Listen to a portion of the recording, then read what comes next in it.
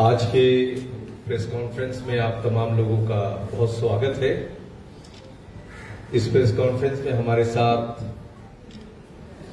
राष्ट्रीय कार्यकारिणी यानी जो हमारी अपेक्स बॉडी है उसके member Basant Kumar ji, national executive team के मेंबर हैं, सीनियर एडवोकेट हैं बसंत चौधरी जी हैं, गजेंद्र माझी जी हैं और मैं उबैदुर रहमान।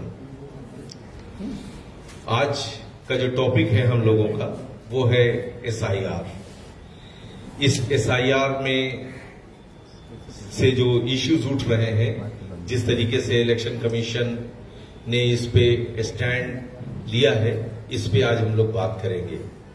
आपको मालूम होना चाहिए कि इस एसआईआर पे सुप्रीम कोर्ट ने भी कड़ी आपत्ति जताई है। उन्होंने इसे ब्रीच ऑफ ट्रस्ट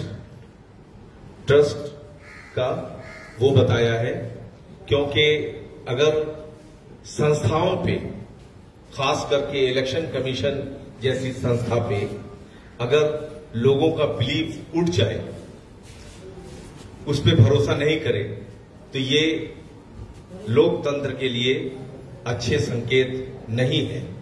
उनको जितने इश्यूज हैं, खास करके जो 65 लाख वोट जो काटा गया है, वो क्यों कटा, उसकी डिटेल इलेक्शन कमीशन को देनी चाहिए, बतानी चाहिए कि आखिर ये वोट काटने का कारण क्या है, किन लोगों का कटा है। ये सारी चीजें उनको खुल करके बतानी चाहिए, बजाय इसके कि वो प्रेस कॉन्फ्रेंस करके अनर्गल इल्जाम लगा दें, ऐसे हास्यास्पद बातें बोल दें, हंसी के पात्र न बने, चीजों का सही तरीके से जवाब दें जो इश्यूज है। इसलिए कि हम ये नहीं कह रहे कि ये 65 लाख वोट जो कटा है वो किसी एक पार्टी का है, ये तमाम पार्टियों का वोट हो सकता है। लेकिन जिस तरीके से भाजपा इलेक्शन कमीशन को आके सेव कर रही है, उससे ये लगता है कि शायद कहीं ऐसा तो नहीं कि भाजपा को पता है कि ये 65 लाख वोट किसके कटे हैं। इसलिए कि अगर ये कटे हैं वोट तो ये सभी पार्टियों के हैं। ये कोई नहीं कह सकता कि हमारे वोट है। मैं ये भी नहीं कह रहा कि ये सारे वोट हमारे हैं या किसी दूसरी पार्टी के हैं। जनता किसी को भी वोट दे सकती है, लेकिन अगर कोई एक पार्टी उसको बिल्कुल क्लीन चिट दे रही है तो इस पे एक सवालिया निशान खड़ा होता है। जहां इलेक्शन कमीशन पे सवाल हो रहा है, वहां पर भाजपा की चुप्पी से भी सवाल हो रहा है कि आखिर ये क्या गड़बड़ घोटाला है। तो आज इसी पे ये हमारा प्रेस कॉन्फ्रेंस है। मैं अपना माइक बसंत चौधरी जी को देता हूं जो आगे बढ़े। आम चुनाव भारतीय गणतंत्र के संस्थाओं के निर्माण का आधार होता है। ये सर्वविदित बात है, कोई नई बात नहीं। चुनाव भी हमारी सरकार बनाती है, हमारी विधायिका बनाती है, और कार्यपालिका के नेतृत्व, जिसको पॉलिटिकल मैनेजमेंट का, उसका निर्माण करती है। और चुनाव कराने संबंधित 2 कानून हैं, रिप्रेजेंटेशन ऑफ पीपुल्स एक्ट 1950 और रिप्रेजेंटेशन ऑफ पीपुल्स एक्ट 1951। ये काम सौंपा गया है चुनाव आयोग को, वो वोटर लिस्ट बनाए और वोटर लिस्ट का पुनर्निरीक्षण करते रहे। हर एक चुनाव के पहले वोटर लिस्ट का पुनर्निरीक्षण हो, एडिशन ऑफ वोटर्स हो, ये उसको कानूनी दायित्व दिया गया है। इसका निर्वहन उसको करना है और वो करता रहता है। इसके ऊपर भी एक प्रावधान है धारा 20 में, जिसमें चुनाव आयोग को स्पेशल रिवीजन करने का भी अधिकार प्राप्त है कि वो स्पेशल इन्वेस्टिगेशन कर सकता है, स्पेशल रिवीजन कर सकता है किसी भी समय। लेकिन उसको एक कारण बताना पड़ेगा कि आखिर ऐसी क्या परिस्थिति आन पड़ी है कि उसको स्पेशल इंटेंसिव रिवीजन करना पड़ रहा है। उसमें इंटेंसिव वर्ड नहीं है धारा 20 में, उसमें केवल स्पेशल वर्ड है। तो पिछले जून महीना से ये विवाद का विषय बन गया है कि ये जो एसआईआर हो रहा है ये उचित है, अनुचित है, संवैधानिक है या असंवैधानिक है। इसमें मामला सुप्रीम कोर्ट में लंबित है। इसमें कुछ अंतरिम आदेश भी पारित हो चुके हैं।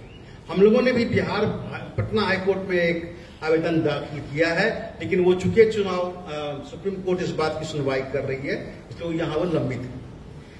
अब देखिए कि सुप्रीम कोर्ट के हस्तक्षेप के बाद दो बातें तो अवश्य हुई हैं।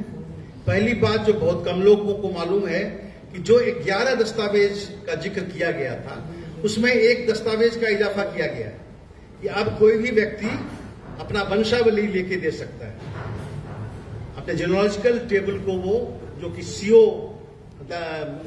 इशू करता है वहां से वो लेके दे सकता है। वो भी एक आधार बन सकता है किसी को वोटर बनाने का या वोटर से लिस्ट से निकालने का।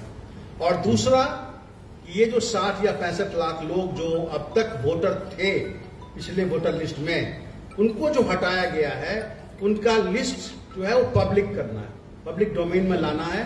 पहले चुनाव आयोग इस बात पर टिकी हुई थी कि वो उसने पार्टियों को ये लिस्ट दे दिया है, लेकिन सुप्रीम कोर्ट के आदेश से अब ये पब्लिक डोमेन में आ गया है और उनके वेबसाइट पे सबके लिए उपलब्ध है। अब आप जान सकते हैं, प्रेस में तो अब कुछ लिस्ट, कुछ नंबर्स भी आ रहे हैं कि किस जिले से कितने लोगों को हटाया गया, ये लोगों को प्राप्त हो चुका है। अब जो भी उससे दुखी हैं, जो भी उस ड्राफ्ट वोटर लिस्ट से सहमत नहीं है, उनको ये अधिकार प्राप्त है कि वो 1 सितंबर तक अपना अपील दाखिल कर दे सकते हैं, और वो रोज नोटिस भी आ रहा है। लेकिन ये देखना होगा कि आखिर चुनाव आयोग इस संदेह के दायरे में कैसे आए। केवल ये कुछ राजनीतिक पार्टियों की बात नहीं है, राजनीतिक पार्टी जो बात उठा रहे हैं वो कुछ आम लोगों को भी संदेह हो रहा है, और ये बात फैली है कि शायद जबरन बहुत सारे लोगों को ये है कि ये अधिकार होने के बाद जैसे कदम उठाने चाहिए थे उसमें चूक हो गई, और इससे ऐसा प्रतीत होता है कि शायद चुनाव आयोग भारतीय जनता पार्टी के साथ ये काम कर रहा है। ये धारणा बनना अपने आप में बड़ा गंभीर चुनौती। चुनाव आयोग को इस मामले में बहुत गंभीर रहना चाहिए था, और उसका कंडक्ट ऐसे होना चाहिए था कि वो बोनाफाइड रिवीजन कर रहा है। तो पहली बात तो यह है कि 1 साल पहले चुनाव हुआ, उस समय आपने सघन अभियान नहीं चलाया, और अब जब चुनाव के मात्र 2-3 महीने बचे थे तो आपने सघन अभियान का आदेश पारित किया। ये एक संदेह खड़ा करता है जो जेन्युइन है, पब्लिक आवाज उतनी जेन्युइन है। और वो जो 10 दस्तावेज पर जिद किया गया कि वही दीजिए, आधार कार्ड मांगा गया, उसको ऑप्शनल बना दिया गया, उस पर कोई नाम काटा नहीं जा सकता था। इससे लगता है कि चुनाव आयोग ने गलती की है। अभी सघन अभियान की आवश्यकता नहीं थी, अगर ये करनी ही थी तो मार्च अप्रैल के महीने से शुरू होनी चाहिए थी और पूरा सघन होना चाहिए। मैंने खुद आवेदन देके देखा है कि बीएलओ जिस तरह से रजिस्ट्रेशन कर रहे थे, हर एक घर में तो फॉर्म भी नहीं भेजा गया, लोगों ने बीएलओ के बूथ नंबर पे जा के फॉर्म ले फॉर्म भर के दिया है। तो जितना वो बतला रहे हैं कि उनके इतने हजार बीएलओ बहुत तत्परता से काम कर रहे थे, ये भी गलत बात है। तत्परता नहीं थी, गंभीरता की कमी थी। और सबसे बड़ा मेरी आपत्ति है कि चुनाव आयोग को प्रेस कॉन्फ्रेंस नहीं करना चाहिए। कुछ जो संवैधानिक संस्थाएं हैं वो विज्ञप्ति दे सकते थे, प्रेस में स्पष्टीकरण दे सकते थे, राहुल गांधी के आरोप का जवाब दे सकते थे, लेकिन उनको प्रेस कॉन्फ्रेंस करके चुनौती देना, ये कहना कि आप माफी मांगिए, ये बिल्कुल अनुचित है। कोई भी संवैधानिक संस्था, उच्च न्यायालय, सुप्रीम कोर्ट पर भी आलोचनाएं होती है, हाईकोर्ट पर भी आलोचनाएं नहीं होती, लेकिन उसका चीफ जस्टिस आके प्रेस कॉन्फ्रेंस नहीं करता। प्रेस कॉन्फ्रेंस जो है वो एक पॉलिटिकल एक्शन, हम लोग पॉलिटिकल पार्टी हैं तो हम लोग प्रेस कॉन्फ्रेंस करते हैं, प्रेस के मार्फत जनता को अपने विचार बतलाते हैं। लेकिन चुनाव आयोग जो एक बिल्कुल इंडिपेंडेंस ऑटोनमस बॉडी है, उसको इस तरह से प्रेस कॉन्फ्रेंस नहीं करना चाहिए। इससे लोगों के मन में जो भावना उठी है उसको बल मिला। चुनाव आयोग ने ये प्रूव कर दिया कि वो पार्टीजन हो रही है। ये चुनाव आयोग की बहुत बड़ी गलती है, मैं इसकी भर्त्सना करता हूं। चुनाव आयोग को ऐसा नहीं करना चाहिए। जहां तक हो सके वोटरों को वोट देने के लिए फैसिलिटेट करने का काम चुनाव आयोग का। सुप्रीम कोर्ट ने बार बार कहा है, चुनाव आयोग का काम है to facilitate every voter to cast their vote and to come and get them registered in the electoral book. लेकिन राजनीतिक पार्टियां, मैं ये भी बोलने की आजादी चाहता हूं कि राजनीतिक पार्टियां इसको मुख्य मुद्दा बना के बिहार में चुनाव लड़ रही हैं। ये हमारी पार्टी जन स्वराज पार्टी का ये मुख्य मुद्दा नहीं है। हमारा नजरिया बिल्कुल साफ है, सब कुछ पारदर्शिता के साथ होनी चाहिए। चुनाव आयोग को सब कुछ कानून के मुताबिक बिल्कुल पारदर्शिता से करनी चाहिए। अगर उसमें कई कोर्ट होता है तो हम उसकी आलोचना करेंगे। और मैं तो ये कहूंगा कि ऐसी कोई पार्टी नहीं है भारत में जो सत्ता में आई है और चुनाव आयोग का दुरुपयोग नहीं किया। ये 1952 से हो रहा है, जब 1952 में अम्बेडकर साहब को जितना वोट आया था उसमें 74,000 वोट को कैंसिल कर दिया गया और अम्बेडकर साहब की हार मात्र 14,000 वोट से। इसलिए सत्ता पक्ष चुनाव की प्रक्रिया का दुरुपयोग बहुत पहले से कर रहा है और लालू जी के राज में तो बहुत ज्यादा हुआ। जब डिस्ट्रिक्ट मजिस्ट्रेट्स को हुक्म दिया जाता था कि फलाने प्रत्याशी को जिताओ और फलाने को हराओ। नीतीश सरकार ने भी ऐसा काम किया, दबाव डाल के कुछ लोगों को जितवाया है। तो ये हमारे समाज में हमारी राजनीतिक खराबी है। राजनीतिक पार्टियां हस्तक्षेप करती हैं, चूंकि चुनाव आयोग के तहत जो अफसरान चुनाव कराते हैं वो राज्य सरकार और भारत सरकार के नौकर होते हैं। डिस्ट्रिक्ट मजिस्ट्रेट जो डिस्ट्रिक्ट का रिटर्निंग ऑफिसर होता है वो भारत सरकार का नौकर होता है।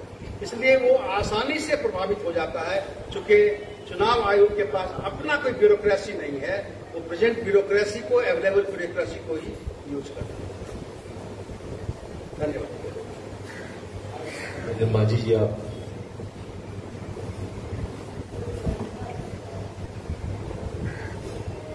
सभी पत्रकार निरीक्षण का जो मामला बिहार के चुनाव में पहले आई, केंद्र में जिस प्रकार से असमंजस की स्थिति बिहार के जनमानस में है, तो चुनाव आयोग की जिम्मेदारी बनती है कि इसे हम साफ करें, जनता की वो को खत्म करें। और कुछ तथाकथित राजनीतिक दल उसके शागिर्द हैं जो चुनाव आयोग को इन गलतियों के लिए उनकी समर्थन भी कर रहे हैं। तो मुझे कहना है कि बिहार में करीब तकरीबन 8 करोड़ वोटर्स हैं, जिसमें से 65 लाख वोटर्स के नाम हटाए गए। लेकिन जानिए कि वह कौन लोग हैं जिनके नाम हटाए गए। कई प्रमाण भी आ चुके हैं। दरभंगा के एक मुसहर टोले में जहां आबादी लगभग 200 घर का है, उसमें से 70 वोटर, 80 वोटर खत्म है, जबकि वह जीवित है। उनके पिछले वोटर्स पार्लियामेंट के चुनाव में नाम था और इस वोटर लिस्ट में उनके गायब हुए हैं। तो कहीं न कहीं चुनाव आयोग की मिली भगत से गरीबों को वोट को खत्म करने की एक षड्यंत्र है। उनको लगता होगा कि गरीब हमारे पक्ष में नहीं होते हैं, इसलिए इनके वोटर लिस्ट हटा करके ही हम चुनाव जीत सकते हैं। और हाल ही में रिपोर्ट आ रही है कि मध्य प्रदेश में जो चुनाव हो, उस चुनाव में कई प्रमाण आए हैं कि एक ही परिवार में 100 वोटर है, एक ही होम के नाम से 700 वोटर है, एक अपार्टमेंट में, कोई कॉलोनी में नहीं, एक अपार्टमेंट में 700 वोटर है। तो ये पूरा यह लगता है, हम लोगों को महसूस होता है कि चुनाव आयोग की गड़बड़ी है और सत्ता के साहब पर गड़बड़ी है और यह चुनाव जीतने के लिए गड़बड़ी की जाती है, जो लोकतंत्र के लिए, डेमोक्रेसी के लिए बहुत खतरनाक बातें हैं। डेमोक्रेसी में सबकी अधिकार है, एक वोट देने का अधिकार है और एक वोट सभी के पास है। राष्ट्रपति के पास भी है एक वोट, एक गरीब जो खेत में काम कर रहा है उनके पास भी है एक वोट। तो लोकतंत्र में तमाम लोग समान हैं और बराबर अधिकार है वोटों को। तो क्यों आप इन गरीबों के वोटों को आप प्रभावित करना चाहते हैं? क्या है आपकी मंशा है? तो लोकतंत्र में तो चुनाव आयोग को भी जवाब देना पड़ेगा और जो इस प्रकार के सह दे रहे हैं उनको भी बिहार के लोगों को, जनमानस को जवाब देना पड़ेगा। खास करके भारतीय जनता पार्टी को, जो भारतीय जनता पार्टी मध्य प्रदेश में इन पर आरोप लगते रहती है कि यह भाजपा गरीबों के वोटों के हटा करके यह भाजपा चुनाव जीती है मध्य प्रदेश में, और बिहार में उसी प्रकार से ये करना चाहते हैं। हमारे बसंत बाबू ने आपको बताया चुनाव आयोग का अधिकार है, तो आपने चुनाव के पहले क्यों ऐसा कर रहे हैं? यह पुनरीक्षण आपको बहुत पहले कर लेना चाहिए था, लोकसभा के पहले कर लेना चाहिए था। तब समझते कि आप ईमानदार हैं, आप में कोई दुर्भावना नहीं है। लेकिन जब चुनाव के वक्त आप इस प्रकार की कार्य करते हैं तो लगता ही है, आम जनता को महसूस होता है कि सत्ता के जरिए चुनाव आयोग वोट के प्रभावित करके सत्ता पर पुनः बैठना चाहता है। लेकिन बिहार के लोग जनसुराज के साथ इनकी चलती नहीं बनेगी, इनकी चाल फेल हो चुका है। जनसुराज एक एक चीजों पर पहली नजर रखे हुए है, जनता के वोटों पर भी नजर रखी हुई है कि किनका वोट काटा जा रहा है, किनका वोट हटाया जा रहा है। तो जनसुराज अपने कार्यकर्ताओं के जरिए हर गांव को वोटों को जोड़ने का काम भी कर रहे हैं, और आगे आने वाला दिन में इनकी जो मंशा है, इनकी मंशा को हम लोग जो सत्ता के सह पर चुनाव आयोग की मिलीभगत से जो सत्ता बनाना चाहते हैं, उनकी मुंह तोड़ जवाब देने के लिए हम लोग तैयार हैं, और जनसुराज तोड़ जवाब देंगे। धन्यवाद। वसंत जी, एक सवाल है कि आप मानते हैं कि वोट की चोरी की गई है? चोरी की गई नहीं, चोरी हो रही है। वोट की चोरी तो पिछले 75 वर्षों से हो रही है। तो जो राहुल गांधी वोट अधिकार यात्रा निकाले हुए हैं, उसको कैसे देखते हैं? ये तो उनका चुनावी प्रोग्राम कार्यक्रम है। आश्चर्य की बात है कि बिहार में चुनाव में उनका बस एक ही कार्यक्रम है, इलेक्शन कमीशन। इसके अलावे वो बिहार के बारे में, बिहार के विकास के बारे में कुछ नहीं बोलते, क्योंकि वो जिसके साथ चुनाव लड़ रहे हैं वो तो खुद बिहार के विनाश के कारण है। बिहार में जो पिछले 1990 के बाद जो समाज स्थापित हुआ, उसमें उनकी पार्टी की भागीदारी रही है। 1997 के बाद से लगातार वो साथ रहे हैं। जो जंगल राज कायम हुआ, उनको पूर्ण भागीदारी रही है, और आज इसलिए ही वो बिहार की शिक्षा पर कुछ बोलते नजर नहीं आते। बिहार में जो 35 लाख बेघर हैं, उसके बारे में राहुल गांधी नहीं बोलते हैं, क्योंकि उनके सरकार की उपज कांग्रेस के द्वारा उपेक्षित किए गए लोग आज वो बहुत गरीब विदेशी बन रहे हैं। लेकिन उनकी सरकार 1947 से 1990 तक उनकी सरकार रही, जिस बीच में भूमि सुधार के काम नहीं किए गए। जमींदारी उन्मूलन के बाद से भूमि सुधार का कोई काम नहीं हुआ, सर्वे नहीं हुआ, भूमिहीनों को जमीन नहीं दी गई, 50 लाख परिवार को घर के लिए कोई जमीन नहीं दी गई। इसलिए वो नहीं बोलते, क्योंकि उनको जवाब देना पड़ेगा। SIR के मुद्दे को लेकर आप लोग भी चुनाव आयोग के पास गए थे, क्या कुछ बातें हुई थी? मुझे ये नेतृत्व, ऊपरी के नेतृत्व गए हुए हैं।